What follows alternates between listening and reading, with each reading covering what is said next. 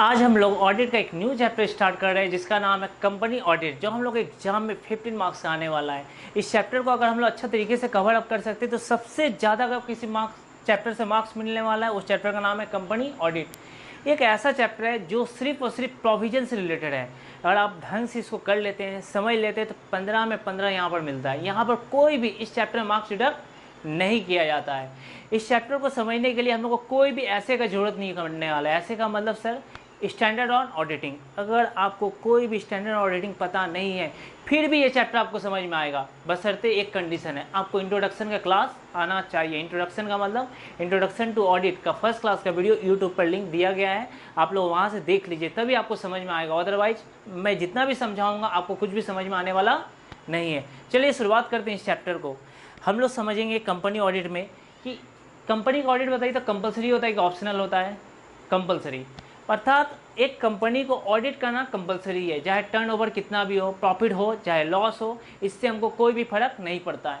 अगर आपने कंपनी खोल लिया है, चाहे वो प्राइवेट कंपनी हो, पब्लिक कंपनी हो, गवर्नमेंट कंपनी हो, नॉन गवर्नमेंट कंपनी हो, स्मॉल कंपनी हो, ओपीसी हो, आईएफएससी कंपनी हो, किसी भी तरह का कोई भी कंपनी हो, अगर आपने कंपनी खोला है तो आपको ऑडिट कराना पड़ेगा, ये आपके लिए कंपलसरी है।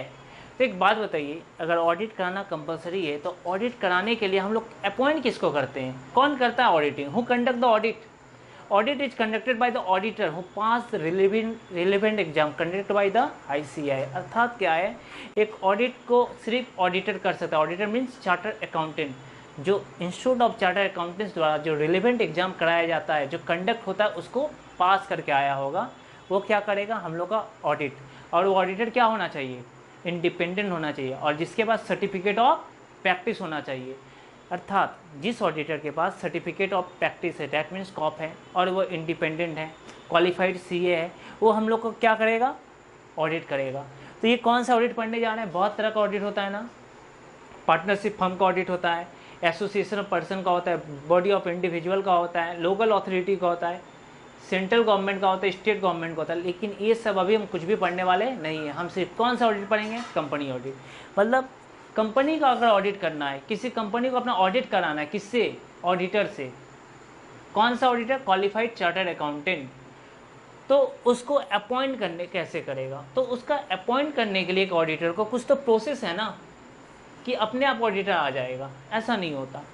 तो बोला गया अगर किसी को ऑडिट कराना किसी भी कंपनी के लिए, जैसे कि बोला गया है कि हर each and every company auditing is compulsory for each and every company, तो उसको क्या अपॉइंट करना पड़ता है? ऑडिटर को। अपॉइंट करने के लिए ना दो तरह का हो सकता है सिचुएशन। सबसे पहला, जब नया नया कंपनी खुलेगा तो सबसे पहले ऑडिटर को जो अपॉइंट करेंगे उसको क्या बोलेंगे? First auditor. कौन सा ऑडिटर? First auditor. उसके बाद जो भी ऑडिटर आएगा उसको बोलते हैं सब्सिक्वेंट ऑडिटर। कौन सा ऑडिटर? Subsequent auditor. मतलब फर्स्ट ऑडिटर कितना बार अपॉइंट हो सकता है? सर पहली बार अपॉइंट होगा, एक ही बार ना होगा। लेकिन सब्सिक्वेंट ऑडिटर, इसके बाद जो भी ऑडिटर अपॉइंट होगा, second time, third time, fourth time, fifth time, वो कौन सा ऑडिटर कहलाएगा? Subsequent auditor. अर्थात सबसे पहले हम लोग पढ़ना शुरू करेंगे फर्स्ट ऑडिटर के बारे में। तो हम इसको ना दो हिस्सा में बांट दिए। कौन कौन सा? एक है गवर्नमेंट कंपनी, दूसरा है नॉन गवर्नमेंट कंपनी। देखिए ध्यान से, यहाँ पर जो दिया गया ना, नॉन गवर्नमेंट कंपनी दिखाई दिया आपको। नॉन गवर्नमेंट का मतलब जो गवर्नमेंट कंपनी नहीं है। तो अब आपके मन में क्वेश्चन आया, सर गवर्नमेंट कंपनी किसको बोलेंगे? देख, गवर्नमेंट कंपनी का मतलब होता है ना, एक ऐसा कंपनी जिसमें ना गवर्नमेंट का मिनिमम 51% पैसा लगा हुआ है। कितना परसेंट पैसा? 51% पैसा मिनिमम लगा होना चाहिए। क्या लगा होना चाहिए सर? एक कैपिटल। अगर गवर्नमेंट का 51% कैपिटल लगा हुआ है, किसमें? गवर्नमेंट कंपनी में। मतलब गवर्नमेंट कंपनी में किसका? गवर्नमेंट का। तो कौन सा कंपनी है? Government company. अब कुछ स्टूडेंट का मन में क्वेश्चन आ गया, सर एक बात बताइए ना, अब क्या बोलना चाहते हैं? इसका मतलब इस कंपनी के ऊपर कंट्रोल अगर गवर्नमेंट का है, चाहे कंट्रोल डायरेक्ट हो चाहे कंट्रोल इनडायरेक्ट हो, अगर गवर्नमेंट का कंट्रोल है तो कौन सा कंपनी कहलाएगा? Government company. तो अब बोल देते हैं मोर देन 50%। हम एग्जाम में लिख देंगे मोर देन 50%। नहीं, मोर देन 50% का कंसेप्ट था होल्डिंग और सब्सिडियरी में। शायद आपको याद आ रहा होगा थोड़ा थोड़ा, होल्डिंग और सब्सिडियरी में। यहाँ पर अगर कोई स्टूडेंट लिखता है ना, government company means when government purchase the shares more than 50%, तो गलत हो जाएगा। क्यों सर? मोर देन 50% लॉ नहीं बोलता है, लॉ बोलता है 51%। तो आपको भी 51% एग्जाम में लिख कर आना पड़ेगा, समझ में आया? आप मोर देन 50% नहीं लिख सकते हैं। क्वेश्चन ये है सर, मोर, ठीक है चलिए 51% मिनिमम गवर्नमेंट का चाहिए। सपोज मोदी सरकार मीन्स सेंट्रल गवर्नमेंट पैसा इन्वेस्टमेंट कर दिया 26%, कितना? 26% सेंट्रल गवर्नमेंट। दीदी मीन्स स्टेट गवर्नमेंट इन्वेस्टमेंट किया है 25%।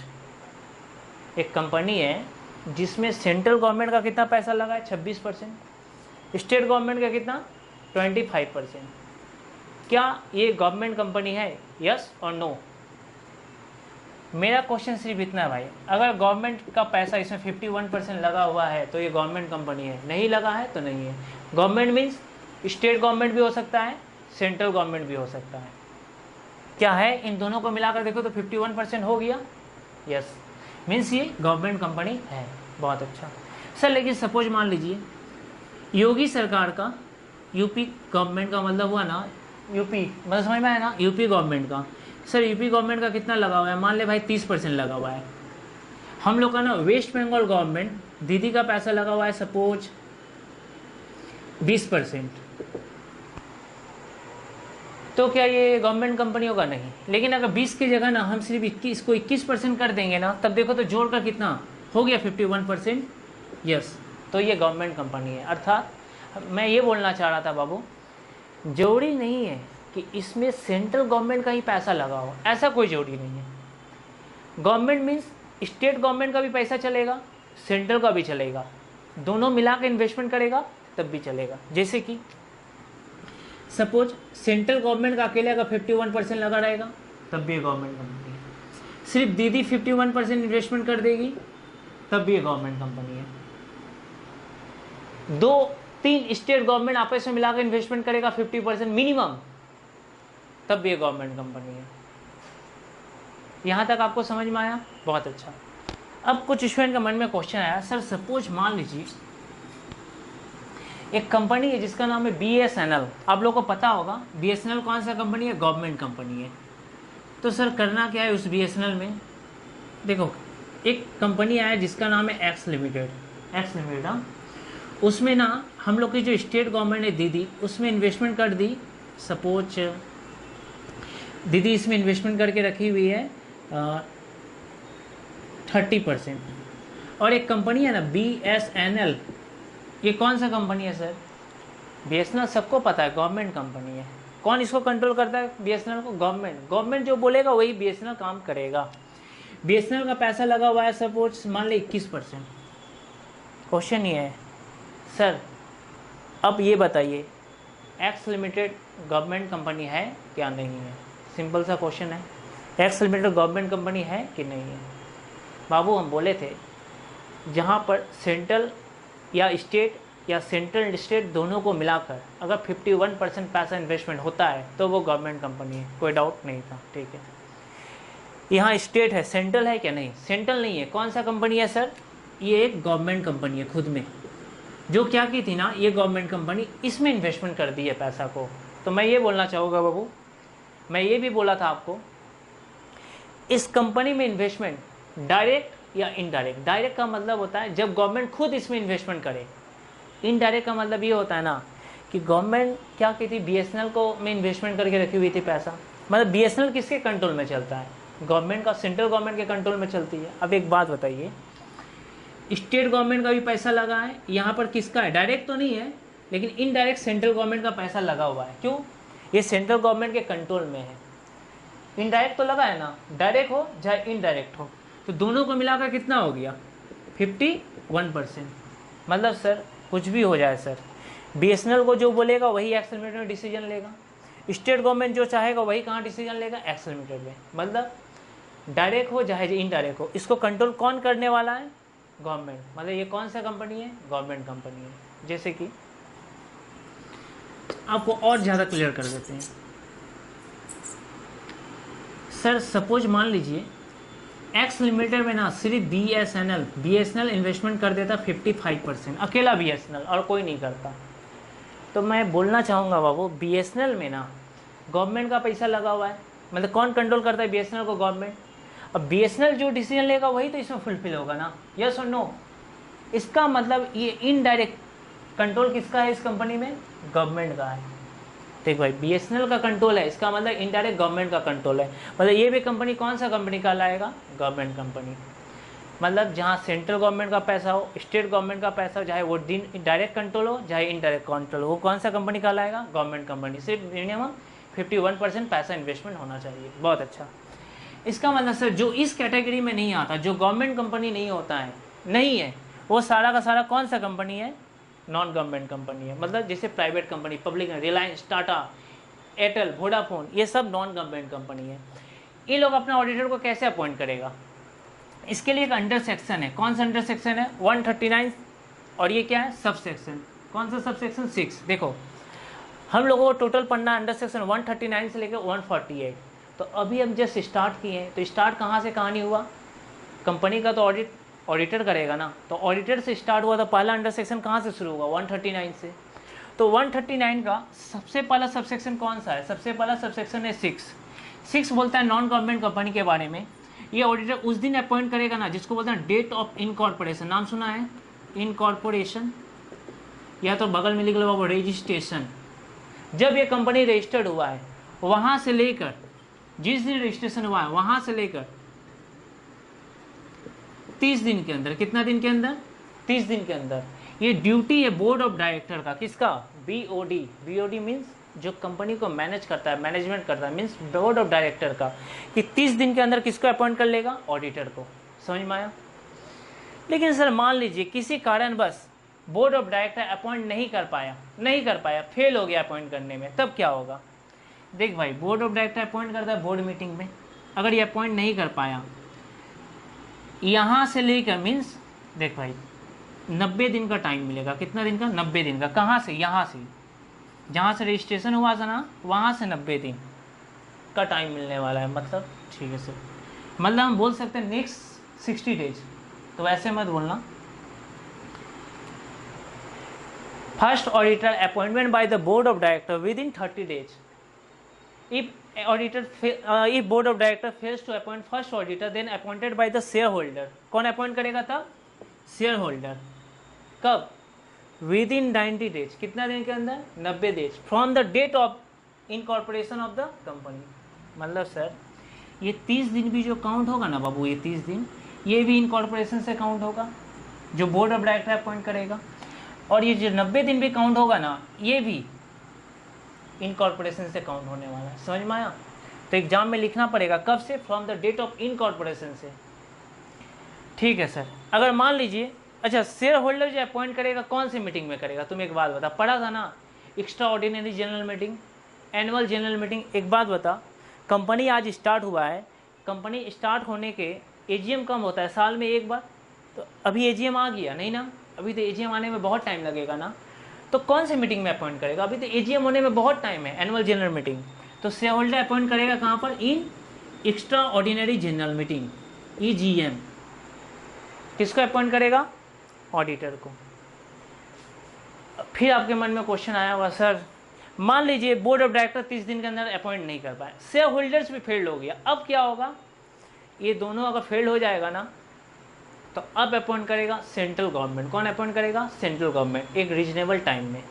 और जो टाइम पे अपॉइंट नहीं किया ना, इसके ऊपर बहुत सारा पेनाल्टी वगैरह स्टार्ट होने वाला है, जो अभी नहीं पढ़ाएंगे, आगे चलकर जब नेक्स्ट अंडर सेक्शन आएगा तो उसमें हम आपको बताएंगे कि जो टाइम पे अपॉइंट नहीं किया इसके लिए लोगों को क्या क्या पेनाल्टी देना पड़ेगा। ठीक है सर, समझ में आ गया। नॉन गवर्नमेंट कंपनी में फर्स्ट ऑडिटर पहली बार कैसे अपॉइंट होता है, तो बोर्ड ऑफ डायरेक्टर करता है। कितना दिन के अंदर, 30 दिन के अंदर, from the date of incorporation of the company.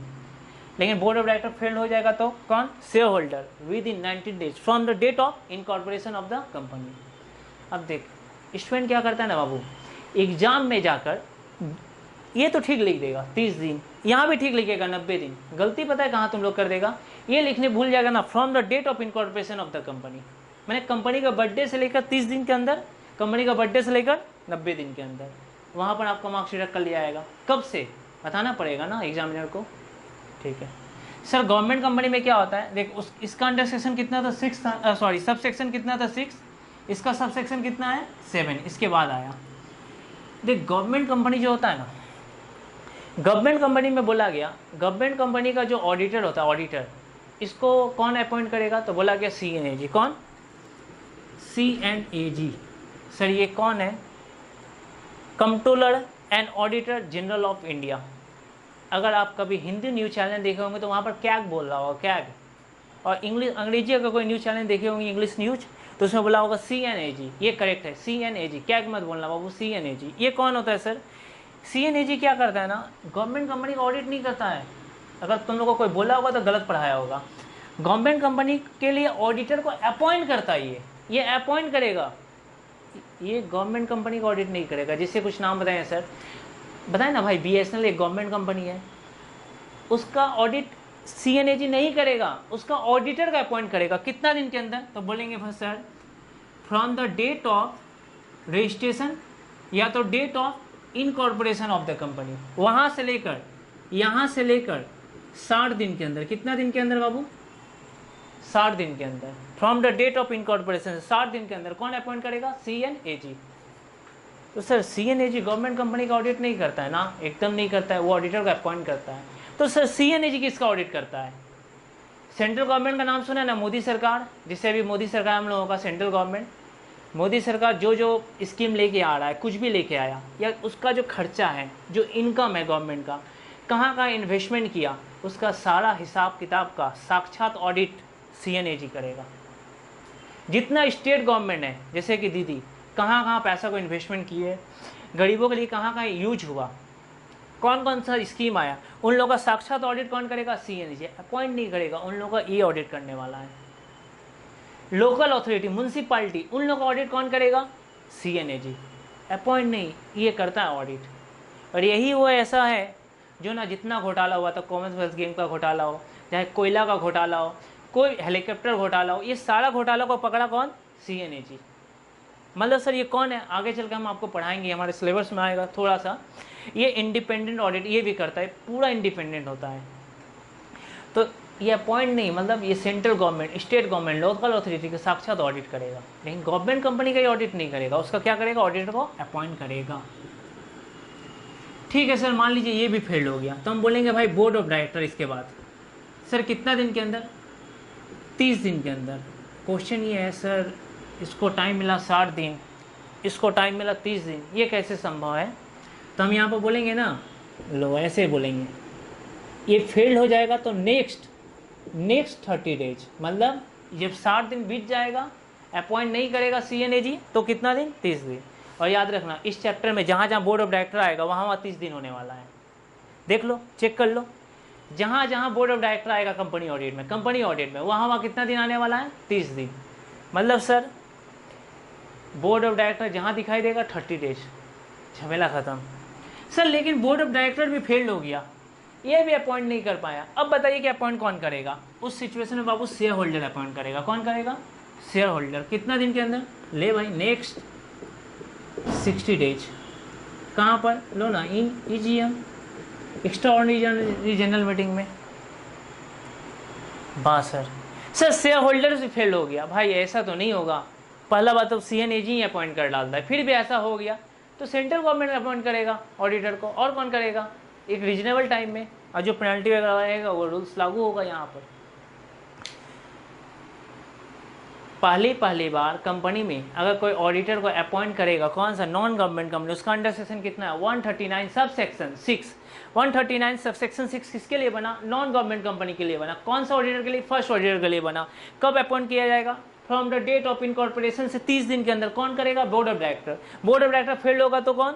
Share holder. कितना दिन के अंदर? 90 दिन के अंदर। 90 दिन कहाँ से? यहाँ से होता ना बाबू, हम नेक्स्ट लिख देते। देख नेक्स्ट नहीं लिखा हुआ है, क्या बोलेंगे? From the date of incorporation of registration of the company. अब कुछ इंटेलिजेंट बच्चा होगा जो अपना दिमाग लगाएगा, बोलेगा सर हम जब एग्जाम देने जाएंगे ना सर, हम देखिएगा एग्जामिनर को ऐसे बुड़बक बनाएंगे ना, आप कुछ समझ नहीं पाइएगा। देखिए हम क्या लिखेंगे एग्जाम में जाकर, यहाँ लिख देंगे 90 दिन की जगह 60 दिन और आगे लगा देंगे नेक्स्ट। हम भी तो सही है, हम बोले तुम बिल्कुल सही बोल रहा है, तुम सही है, लेकिन जो तुम्हारा कॉपी चेक करेगा ना, जो चेक करेगा वो इतना ध्यान से देखेगा, बता नहीं सकते। वो सोचेगा कि 90 की जगह ही तो 60 दिन लिख दिया, वो नेक्स्ट हो सकता है ध्यान ही ना दे। तुम ध्यान दिलाने का कोशिश करेगा हाईलाइट करके, लेकिन वो लोग ऐसा होता है, क्या पता, समझ में आना ना। तो गलती अगर हो गया तो काट दिया तो झूठ मूठ कर तुम कॉपी रीचेक के चक्कर में फंस जाएगा, क्या जरूरत है। तो जैसे बुक में लिखा हुआ है ना, हम जो पढ़ा रहे हैं वैसा ही बुक में लिखा हुआ है, मतलब उस तरीके से बाबू लिखना। अगर तुम कुछ चेंज करना चाहता है तो मेरे से एक बार कंसल्ट कर लेना कि सर इसको चेंज करें कि नहीं करें। कभी कभी हम लोग जो सोचते हैं वो सही होता है, लेकिन उसको चेंज करना गुनाह बन जाता है। होता है बाबू लाइफ में ऐसा।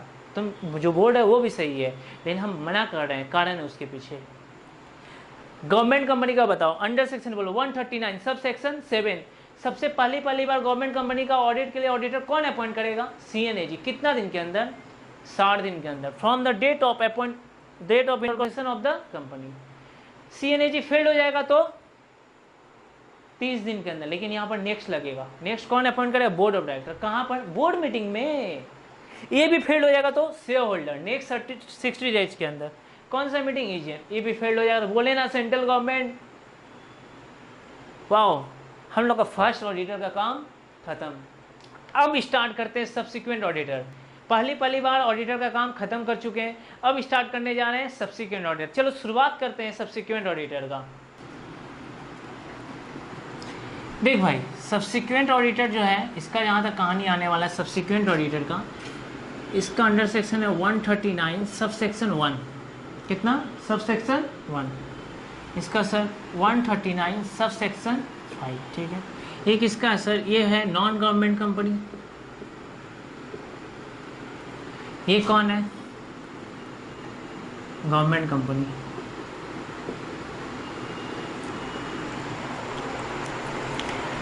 सर इसमें क्या बताया जाएगा? रुक जाओ, अभी तुमको क्लियर कर देते हैं।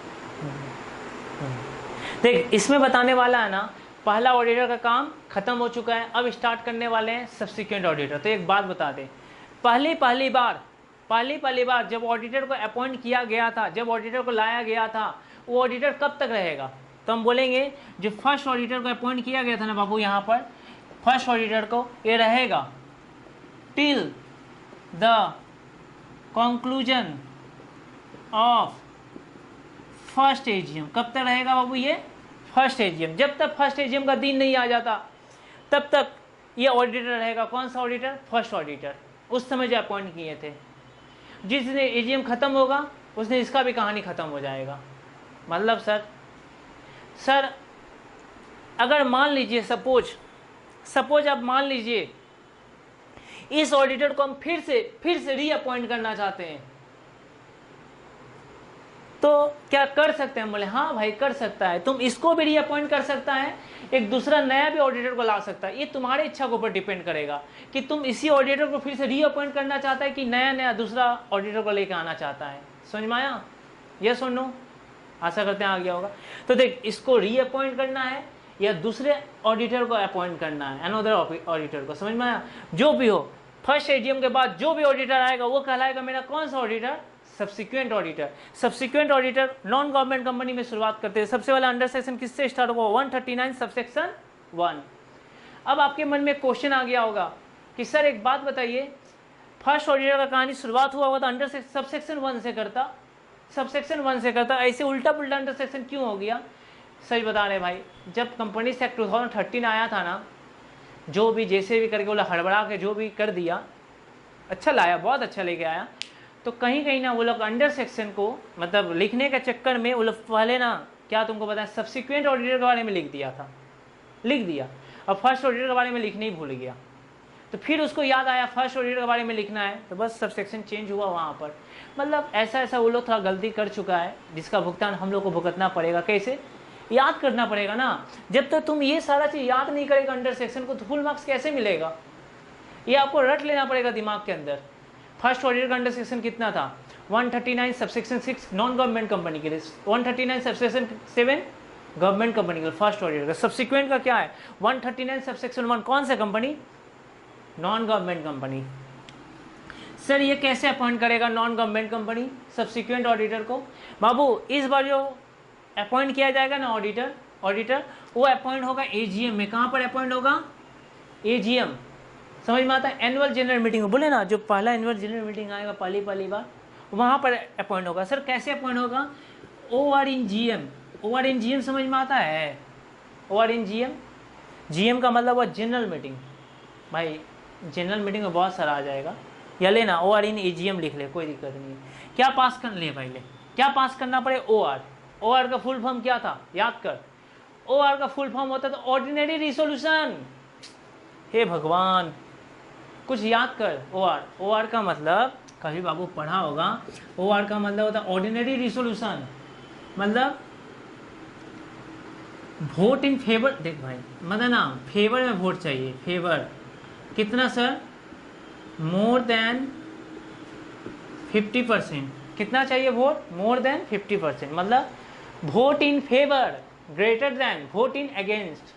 सर ये क्या होता है, पवन जी आप बताइएगा, आपको बोलना है, कोई दिक्कत नहीं है, आप इधर आइए, इधर आइए पवन जी। अरे कोई दिक्कत नहीं, अरे ये बताना है, जल्दी आइए। ठीक है, वो शर्म के नहीं आ रहे हैं, आप दूर से ही बोलिएगा पवन जी, आप लोगों को भी बोलना है बाबू। ये vote in favour greater than vote in against का मतलब आधा से ज़्यादा, आधा से ज़्यादा।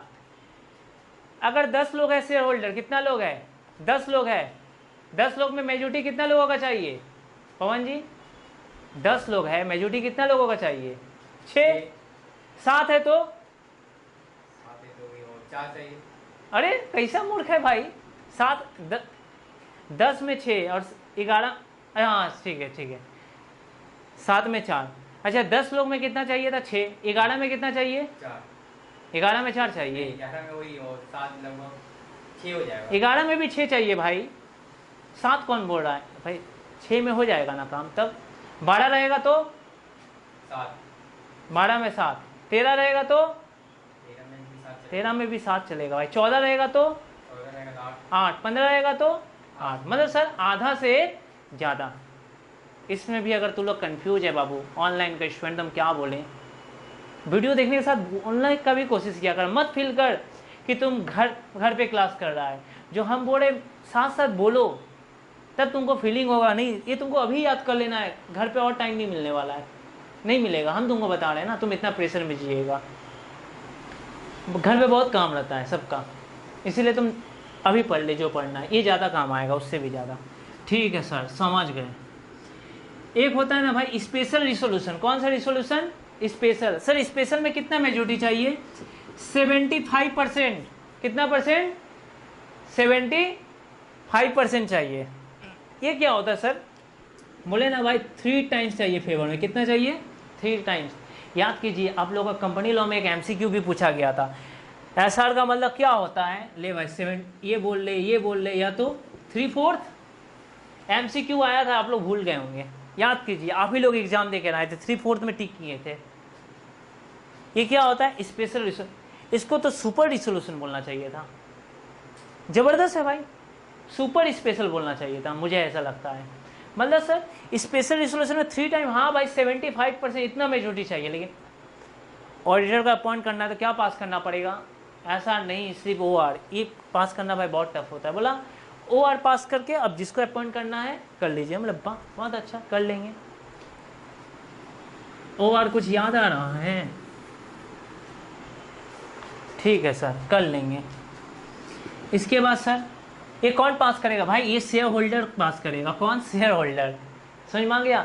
अब सब्सिक्वेंट ऑडिटर को कौन अपॉइंट करने वाला है, बोर्ड ऑफ डायरेक्टर की शेयर होल्डर, शेयर होल्डर कौन अपॉइंट करेगा, शेयर होल्डर। यहाँ पर बोर्ड ऑफ डायरेक्टर का कोई कहानी ही नहीं है, क्लियर।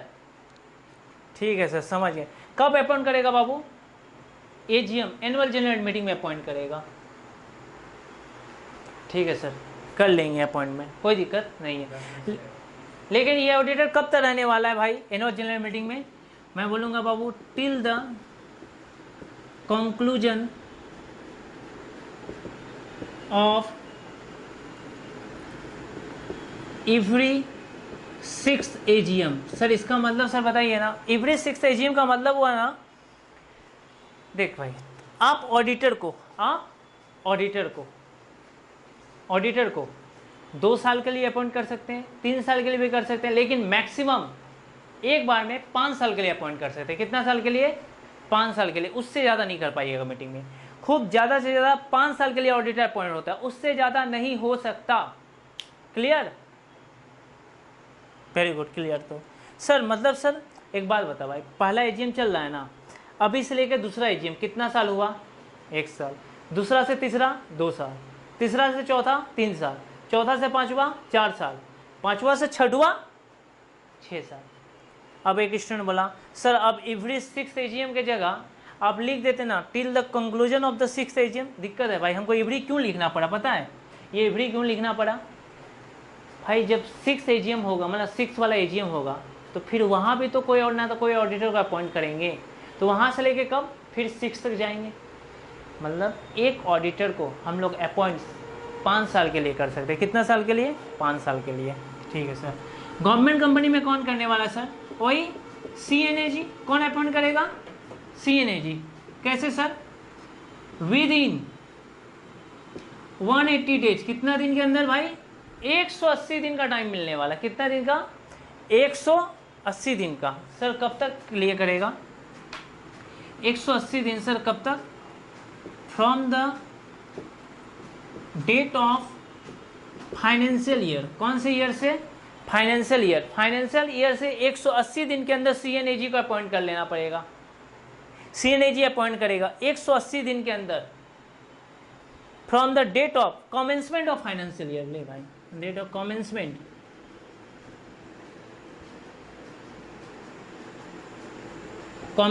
Of financial year.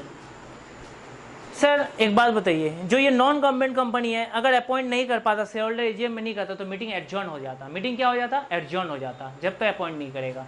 फिर भी सर नहीं अपॉइंट किया तो पेनाल्टी वगैरह का प्रोविजन है, आगे चल के पढ़ेंगे। गवर्नमेंट कंपनी में कौन अपॉइंट करेगा भाई? CNAG। कौन अपॉइंट करेगा? CNAG। कोई दिक्कत नहीं, इतना टाइम है कि अपॉइंट कर लेगा। अगर ये लोग सब फेल्ड हो जाएगा तो कौन करेगा? Central government. लेकिन रुक जा सर, ये ठीक है, यहाँ ऑडिटर कब तक रहेगा? एवरी 6th एजीएम नहीं, till the conclusion of the AGM. मतलब सर यहाँ पढ़ना हमको हर एक साल हर एक बार ऑडिटर को अपॉइंट करना पड़ता है। कौन करता है सर? CNAG अपॉइंट करता है। कौन करेगा? CNAG करेगा। समझ में आया? लेकिन यहाँ पर आप चाहें तो 5 साल के लिए अपॉइंट कर सकते हैं। इसमें जिम्मेदारी CNAG की है, जो 180 दिन के अंदर अपॉइंट करेगी। नहीं करेगी बहुत बड़ा टाइम है भाई, कर लेगा। नहीं करेगा तो सेंट्रल गवर्नमेंट करेगा, सेंट्रल गवर्नमेंट का रिस्पॉन्सिबिलिटी होगा। सेंट्रल गवर्नमेंट समझे क्या पेनाल्टी चार्ज करना है कि क्या करना, आगे चल के प्रोविजन में पढ़ लेंगे। नहीं, इसमें किसका जिम्मेदारी? शेयर होल्डर का, नहीं तो कंपनी को देना पड़ेगा पेनाल्टी। और सुन लो, सब्सिक्वेंट ऑडिटर को अपॉइंट किया गया ना, उसके लिए एक फॉर्म होता है। इस फॉर्म का नाम है ADT 1। क्या फॉर्म होता है बाबू? ADT 1। ये ADT 1 सबमिट करना पड़ेगा। किसको सर? कंपनी को। कितना दिन के अंदर सर? 15 दिन के अंदर from the date of appointment से लेकर। किसको जमा करेगा? ROC, registrar of company. ROC को 15 दिन के अंदर जमा करना पड़ता है। समझ में आया आपको? तो इतना बात आप अभी ध्यान दे दीजिए, समझ लीजिए। इतना आपको पढ़ के आना है नेक्स्ट क्लास में। नेक्स्ट क्लास थोड़ा बड़ा होने वाला है बाबू। क्यों? हम चाहते हैं कि इतना आपको ध्यान में रहे, ये जरूरी पॉइंट है। नहीं तो इसके आगे जब कुछ भी बोलेंगे ना तो आपको कुछ समझ में नहीं आएगा। इतना बात को आप एकदम ध्यान से जहन में बैठा लीजिए, और इसको पढ़ने के बाद हम लोग मिलते हैं नेक्स्ट क्लास में, बहुत ही जल्द मिलने वाले हैं। आज की क्लास में बाबू बस इतना ही रहेगा। आशा है नेक्स्ट क्लास आप लोग याद करके जरूर आइए।